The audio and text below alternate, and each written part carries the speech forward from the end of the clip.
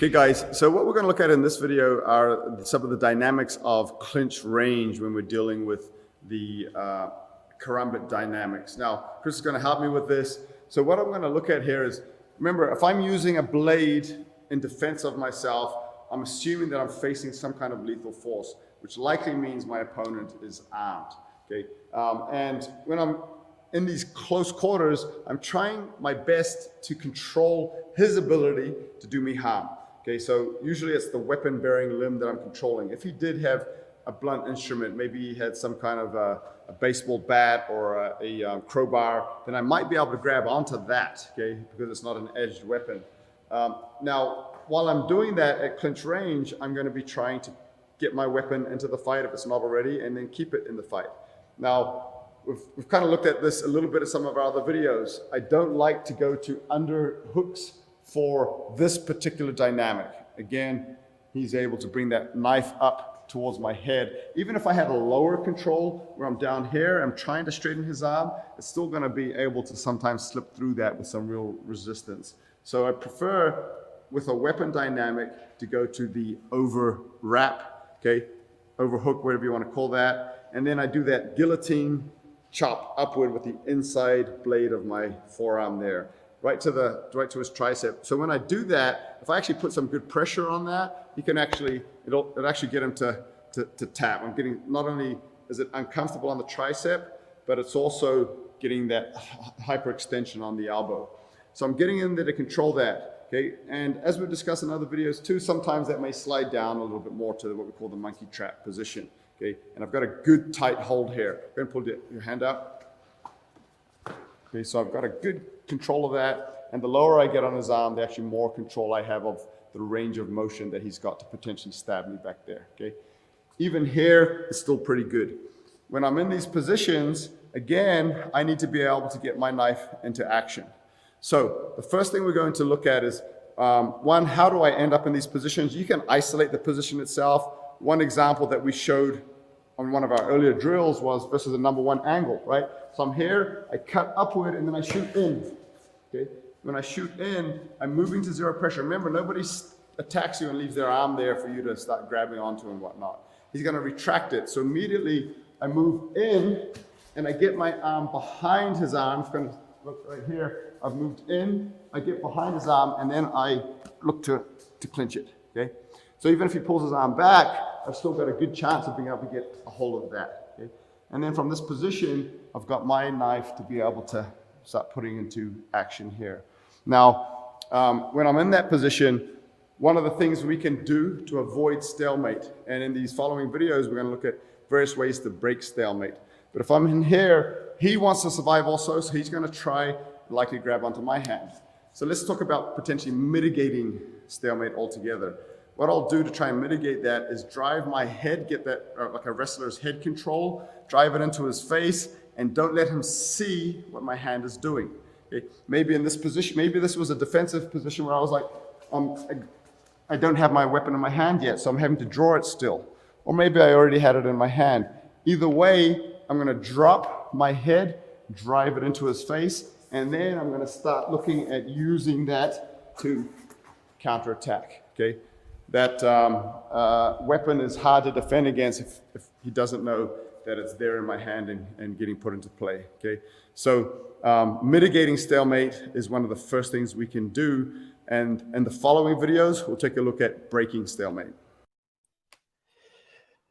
All right, we're live with Tuhon Jared. So Tuhon, first of all, this is a Pikiti Tertia Tactical Association podcast, but we're really discussing elements of the TRICOM training program relating to the Karambit. For those real quick, those who don't know, how is the PTTA differentiated from the TRICOM system?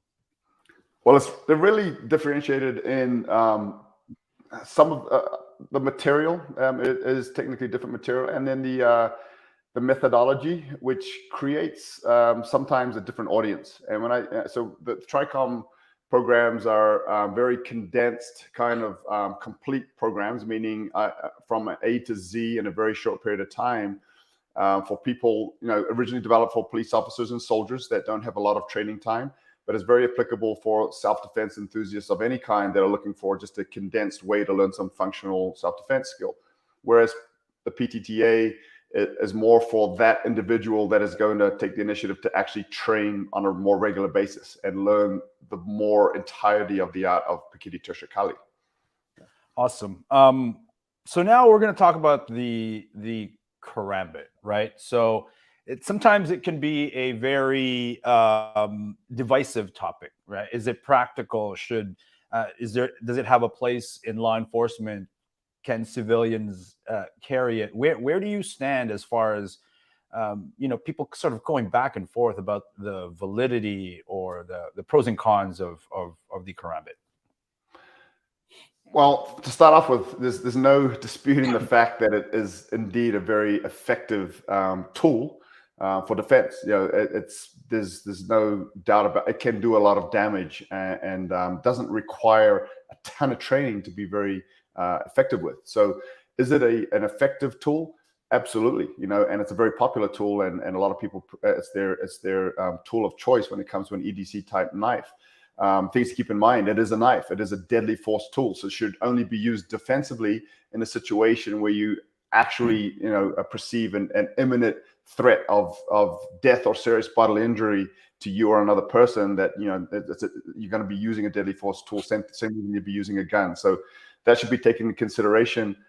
The cons of the Karambit style knife are, for people that actually do train on a regular basis, there are some limitations to it, especially the more pronounced the curvature is. It can give you some good leverage for specific types of cuts, but can be limiting in other types of movements that you might be able to do with a traditional straight blade. So there's pros and cons. It's really personal preference. If you train well with it, it can be a very extremely effective tool.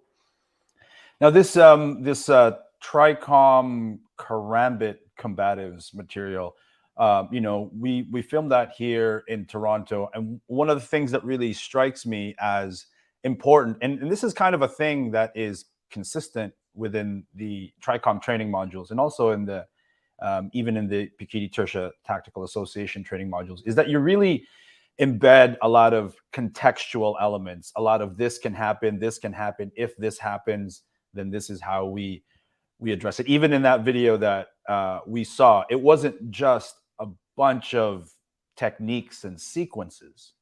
There's really a lot of context. Right, and that short clip that we just watched, there are a lot of principles involved there, and principles of energy, principles of simple principles like your goal in a close quarters combat situation, which is to take your enemy's weapon out of the fight and keep yours in the fight.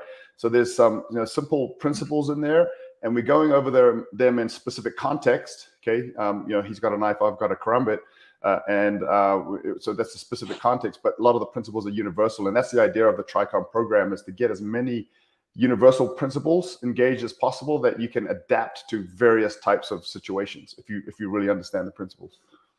Right, and sometimes this can be, to be perfectly honest, sometimes it's not what people are expecting, right? Like they want to. Sometimes people want to buy a tutorial video, and it's like, I want to learn 100 different techniques. Why is it important to learn in this way? And can people have continued learning based on watching how you present, the Karambit material? Yeah, so again, Tricom being designed for people that aren't going to train on a regular basis, you need to really learn universal principles, simple techniques that can be applied to a variety of types of situations and dynamics.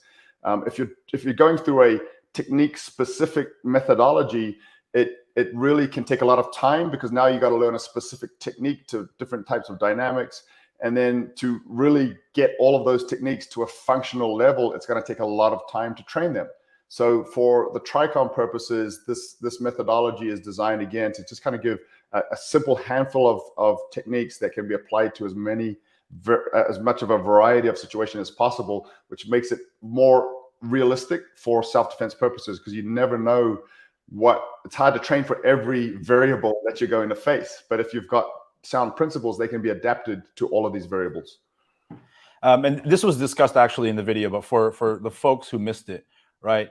You've got a knife, training partner Chris has a knife. This almost appears to be like a knife dueling type situation. But then you talk about him just generally being armed and talking about the context of defensive situation. Absolutely. Yeah. Yeah. No, I mean, again, contextually, if I'm using a blade on an individual, I have to assume that by using legal force, I am facing a deadly threat. If I'm facing a deadly threat, it's probably, it doesn't have to be. There's scenarios where I could be in fear for my life, even with an individual or a group of individuals that are not armed. But for most situations, they're going to be armed. And that weapon is going to be either an edge weapon, an impact weapon, or a firearm, right? And so in this case, the edge weapon is the context, but if he had a hammer in his hand and he was trying to smash my skull with, the technique wouldn't change. The principles are still there. It's an impact weapon. It's what we call a contact weapon, right? So whether it's edge or impact, it's a contact weapon. And so the principles are going to be universal. And so this Karambit Combatives course, there is something going on with Tricom right now where it's undergoing a relaunch. Exactly. Yeah. So we these particular niche modules are we only release them for usually a week at a time, and usually only maybe once or twice a year. And it's because we actually do some feedback video certifications with our students, and so it takes a lot of time because we get a lot of students that get into these. And so we usually will launch specific modules on a very spread out basis. And so, yeah, this one's currently available just actually through midnight tonight, Pacific Standard Time, I believe. So this is the last day. It's been on sale since this past Sunday, and so it's currently on sale again. I got an email today from someone asking, would this be beneficial for a beginner? It's actually designed to be applicable for a beginner. Someone that trains on a regular basis. It's actually going to be very beneficial to them also, because you're taking, just kind of a collection of techniques you might learn in a class, but now we're actually putting into a condensed A to Z type methodology. So a lot of the stuff you may have learned will kind of be put into context of self-defense, but it is designed so that someone that knows nothing about martial arts or fighting or knives will actually be able to, kind of jump into it and benefit from it. Right. And the drills are designed in such a way that it almost, if you go through it and you put in the work, it will generate what if questions. It will sort of open up to, hey, let's try this dynamic, let's increase the intensity, let's do it from this position. So I suppose in that way, it's beneficial for both beginners who may only stay within the realm of the foundational drills as they're presented, but also a great exploration canvas for those who may be a little bit more advanced or have a martial arts background. Yeah, absolutely. Again, as a more of a condensed A to Z type program, we address the probabilities and the possible, the higher probability possibilities. So it's just focused on a relatively speaking narrow scope of variables of what ifs. So yeah, the person that maybe has some training or is going to take the initiative to continue building off of this particular program, there's lots of ways you can start exploring. Okay, so, I mean, maybe I should have opened with this question, but what is a Karambit? Yeah, well, I mean, there are a lot of designs of Karambits. Obviously, I have some myself that I've designed and that are manufactured and made by Fox Knives, Fox Italy. But essentially, the general definition, a karambit typically has a ring, what's oftentimes called a karambit ring, which may be on a knife that is not a traditional karambit, but the ring itself is often referred to as a karambit ring. So typically there's a ring on the end that can be used to index, with a finger for various purposes. And then typically a karambit has some curvature to the blade. And that curvature could be very pronounced or it could be subtle, but usually the combination of the blade curvature and the ring drop it into that definition of being a karambit. So as far as the edge geometry, as far as that curve is concerned, right? So we have something like the Kalinu from Basinelli Knives, which takes on a little bit more, I suppose, a traditional interpretation, right? It's half moon shape. And then you have some that are, shallower. Do you have a preference, right? Is it a matter of preference, or are there, objective pros and cons to the actual Yeah. geometry? So there's pros and cons. I kind of like somewhere that's in between, not too pronounced with the curvature. Right. If you think about the curvature, because traditionally in a lot of these Southeast Asian countries, these were used as harvesting tools, something that you could climb with and cut coconuts from a tree, or cutting asparagus, or cutting, rice.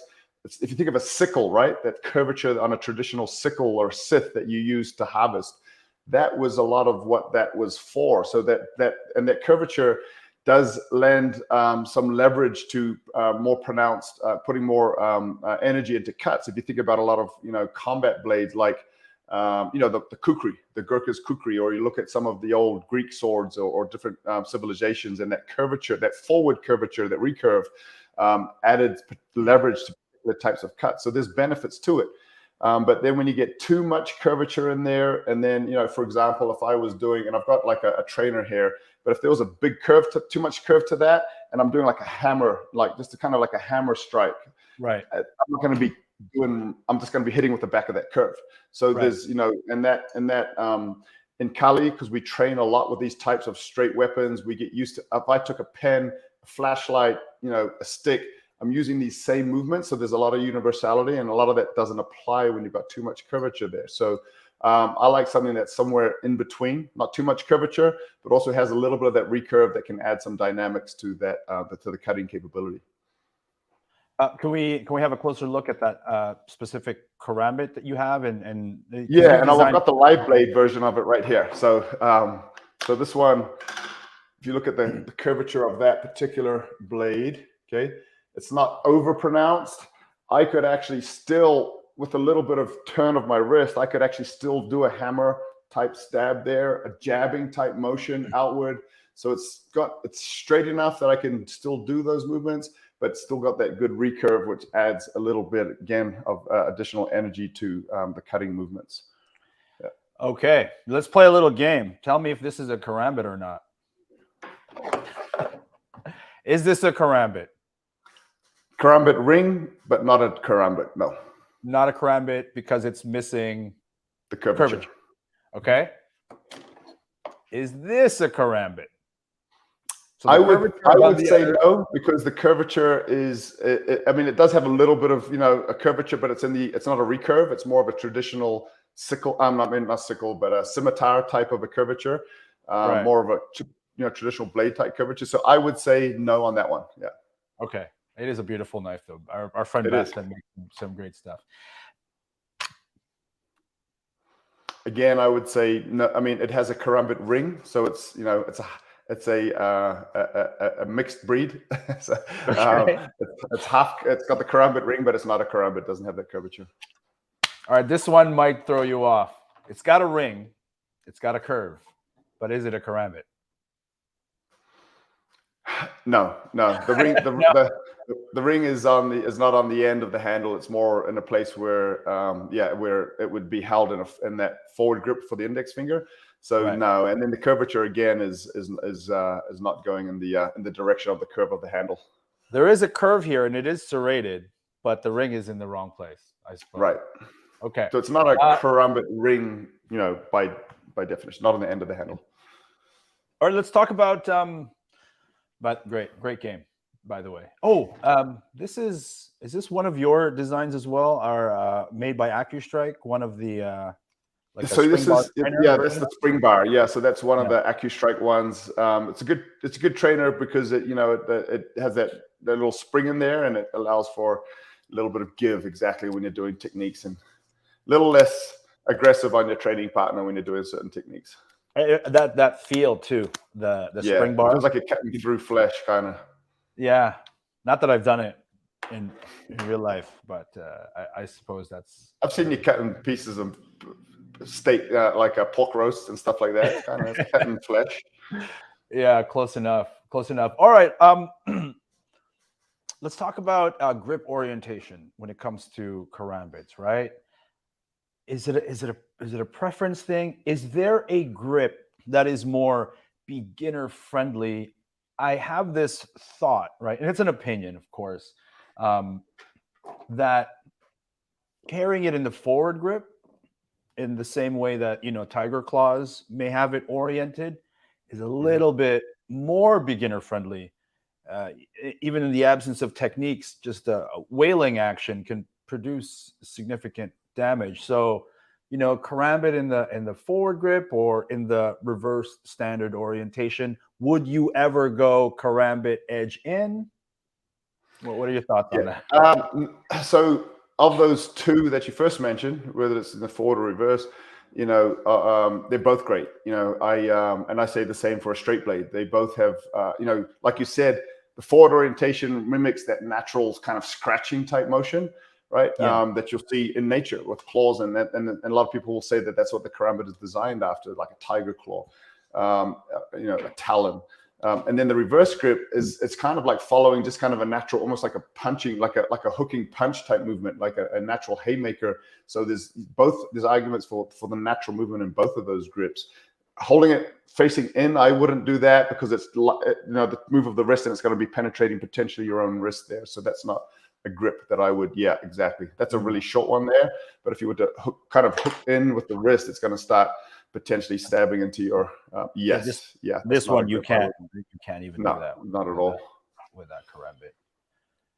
Interesting. I mean, what about snagging, right? Like that can be considered a con of the edge karambit design, right? Because it's almost scraping, lacerating, ripping, right? So Yeah, what are some things to I think mean, there about? could be a pro or a con. Obviously, a large Sure. ripping, ripping cut because the two, the three factors of the incapacitation capability of a blade is obviously location, target specific, depth of penetration, right? Getting a good deep penetration, but then cavity size, a big gaping, what we call a ripping cut, and so that's a pro. You can create not only a deep penetration but a large cavity.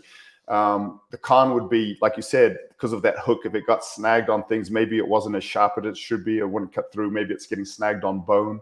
Right. So it could snag potentially, but training, I don't think it's a big thing because it's something that if you feel that you could just reverse the energy and unsnag it. So but it is a possibility. You kind of glanced over it, and I've heard you present this material several times, right? The incapacitation factors of edged weapons.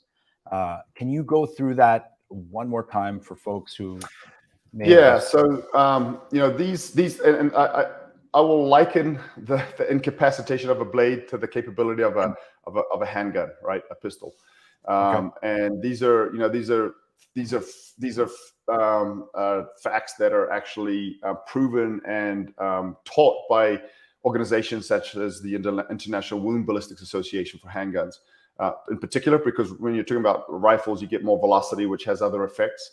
But so number one, again, if you're using a blade for defense, I'm hoping that it's because you perceive a deadly threat. If you don't perceive a deadly threat, or a threat of death or serious bodily injury, as we would say here in this state, in Utah, then you probably shouldn't be using a knife because you are legally going to be getting yourself in trouble, most likely. Yeah, number one, incapacitation. I'm trying to stop a threat. I'm not trying to kill anyone. I'm trying to stop a threat. Number one factor is location, target. Where on the body you're able to get that cut or that stab. Number two, the depth of penetration. The deeper it penetrates, the more likely it's going to hit something in the body that is going to incapacitate this assailant. And number three, cavity size. The size of that cut. I don't have to get super deep. So long as I'm target specific it and get a large cavity, that may be enough to incapacitate this individual. So in order, those are the three most important factors: hip placement, depth of penetration, and cavity size. Could you give us an example of where, for example, if the depth of penetration is significant, but the placement is wrong and the cavity size isn't big, it wouldn't be likely to be a lethal contact. So can you give us an example of that? Yeah, absolutely. It could be something. I mean, just think you got stabbed in the meat of the thigh. This is for example, and it goes quite deep. And isn't if you think about cavity size, if the cavity size was big enough in the thigh, you might chop the leg off, right? So that would be pretty significant. But it could be a very deep wound into the flesh. You can think about a stab into the stomach. That might not stop someone immediately. It might eventually, if they get some infection or whatnot from that, but it might not be an immediate incapacitation. And you have a lot of or see or know people that have been stabbed sometimes multiple times in different parts of the body, and they just keep going, and they don't die or are incapacitated at that moment in time. So there's lots of areas of the body that you could be stabbed and keep going. And a lot of people, talk to people. A lot of people have been stabbed in street type situations, and they don't even know they were stabbed. It was later on when they see blood, they're like, "I thought I got punched." That's a very common thing that you hear. Right. I almost my mind went to the extreme. Like if you got punctured by a needle type implement, it can go really, really deep, but that wound size is going to be minuscule. And if the placement isn't, contacting vital areas, then that's not going to incapacitate. Correct. And then we think about parts of the body where, arterial exposure is almost at skin level, right? Yes. So even something that may not produce a big wound size, not penetrate deeply, but placement can really be devastating. So you really that hierarchy is placement first. Correct. Placement is priority.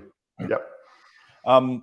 What would you say against or for specifically targeting vital areas as far as what you know of the chaos of violent encounters? Should again, assuming a court justifiable lawful self-defense situation, should a defender actually be seeking target areas, or do we just go nuts and get just if you kind of think about and I would give the same answer for a firearm, right? The difference between a firearm and a knife is most shootings, well, not I should say most, because there's a lot that happen in very close quarters, but many shootings happen from distance, right? You've got that distance capability.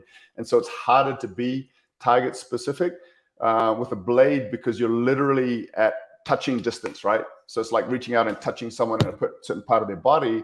It's not that difficult. Yes, and it'll with no training, just kind of orientating yourself to what those targets might be, what might not happen, automatically. Or it may, if you're able to think your way through it. But it is easier to be target specific with a blade because you're literally at arm's reach, or able to reach out and touch specific targets, just like a point blank shooting with a gun. So is it possible? Yes. Is it? And training can orientate you to what those areas might be. And again, because if someone's trying to kill me or another person, then time is of the essence. And so the faster I can stop that threat, the more likely I'm going to survive this encounter or the person I'm trying to protect. So I don't want to dilly-dally with things that might not be effective.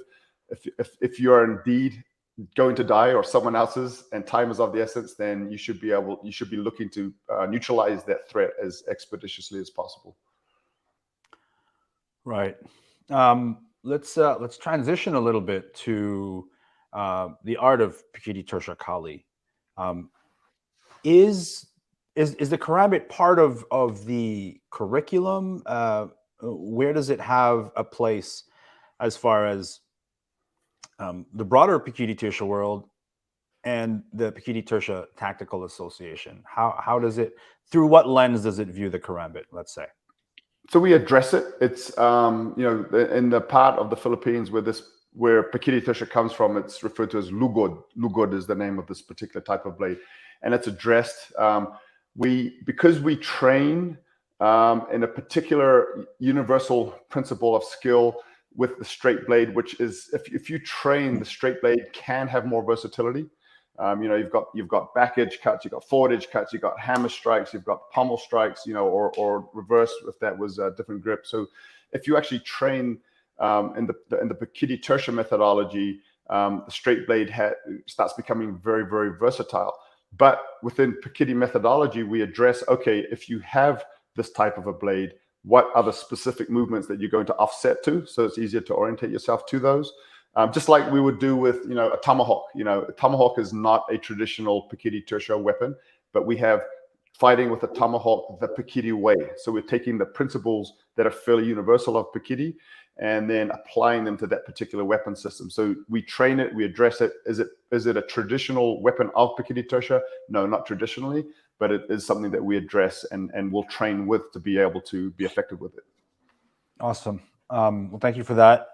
Transitioning back to this specific TRICOM relaunch of the Karambit Combatives, just scrolling through this landing page, there is a live refinement clinic for those who enroll into the Karambit program. There's opportunities for certification. Talk to us about what happens in those refinement clinics and why you even offer it. Yeah, so the refinement clinics are they're a bonus that are a live one-on-one, not what feels like one-on-one because you're there maybe on your own or maybe you have a partner, but and I will conduct most of those, and it's basically an opportunity to do some training with me through Zoom, ask questions, train real time.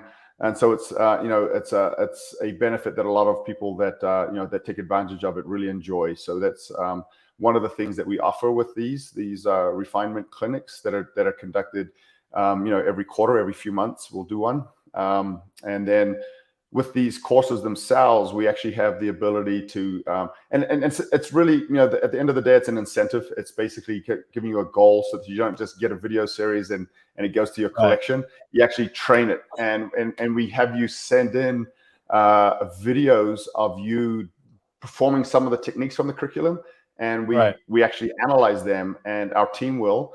And one of our master instructors will typically do that, and then we'll send you feedback if it's necessary, or if it looks good, we'll send you a certificate of completion of the course. So it's cool to kind of get that certificate of completion. Hey, I bought this course, I completed it, and I've got the certificate to prove it. But it's really an incentive to get your training, because, like I said, I don't know if you've ever, I've done it before in my lifetime, and I have VHS tapes in boxes from way back in the day to prove it. But get a video and then you end up not really taking advantage of the information that's there sometimes. So that's kind of an incentive to do that. That's good. Yeah, because I think it's not uncommon for folks to simply purchase a tutorial video, watch over it once, and not even train the material. So yeah, definitely appreciating the incentive to actually train that material. And it's not like, okay, I've paid my money, I bought this course, this certification of completion is guaranteed. Like it's not that. You actually got to work for it. Yeah, and you actually have to train it. All right. Well, I got one more video to show, which is an example of this is an actual tutorial video from the course, right? It's part of a sequence. It's part of a progression. I'm just going to go ahead and play that now. Here we go. All right, guys. So in this video, we're going to look at that same drill, but a situation where it's become more difficult to try and do that under scoop to remove that trap. Okay, and this is a position where he's now out of the drill. He's pinned that to my body. Okay, and that might have been, we could flow with the drill, and then he just kind of spontaneously does that in one of the repetitions, and I have to be able to adapt to it. Okay. So when that gets pinned to my body, it's going to be a little bit harder now to kind of get under there to remove that, especially when I'm stuck in a position where I'm pretty much center line.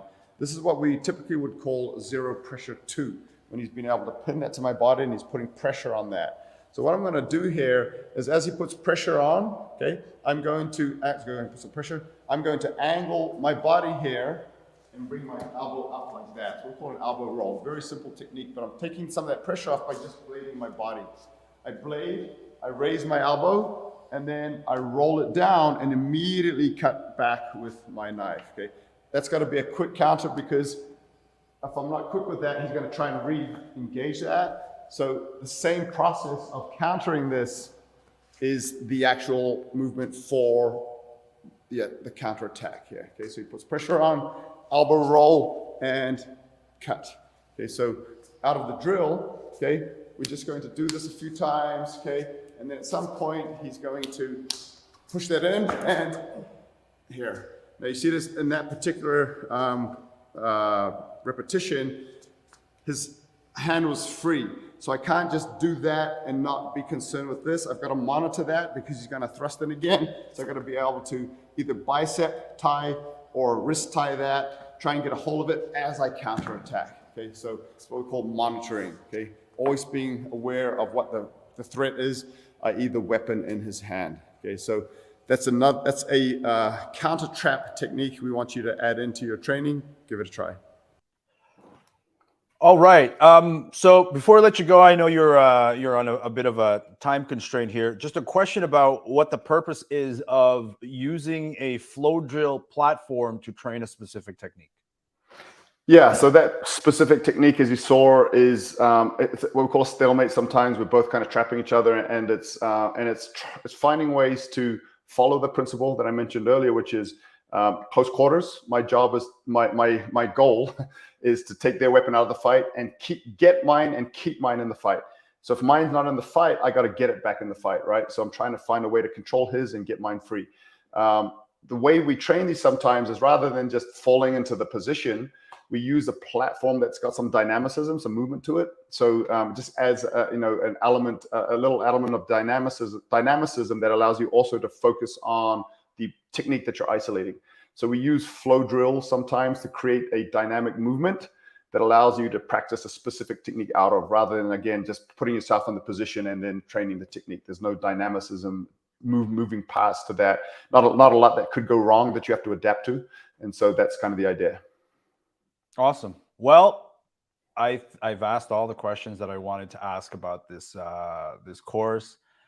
Thank you very much for your time. Any parting words? By the way, guys, for those of you watching, before we get to the parting words, we're going to end this podcast by playing the video that we played at the top of this podcast. So in case you missed it, we're going to replay that for you. So stick around. But Tuhon, Jared, any parting words? No, this is a really, for me, it's a fun course to work. Was a fun course to work on building this particular online program, because I do love the Karambit type blade. I carry one on a regular basis. In fact, the one that I was showing you earlier, the fixed blade, it's again my thoughts of how I like a Karambit were put into that design. And I also designed a folding version. So my EDC is an actual Karambit type blade, which opens up out of the pocket. It's the same knife.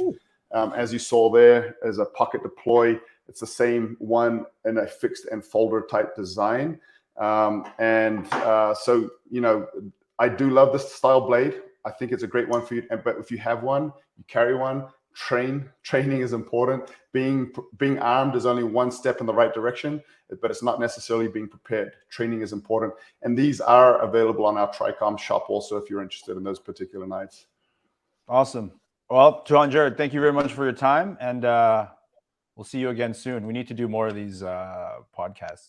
We do. Thank you. Appreciate your time, Paulo. All right. Take care. All right, guys. As promised, here's that video. Thank you guys very much for watching.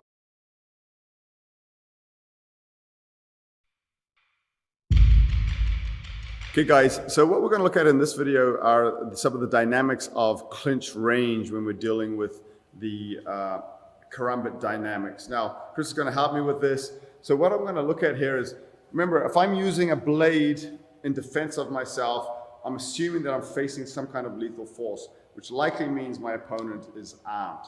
Okay, and when I'm in these close quarters, I'm trying my best to control his ability to do me harm.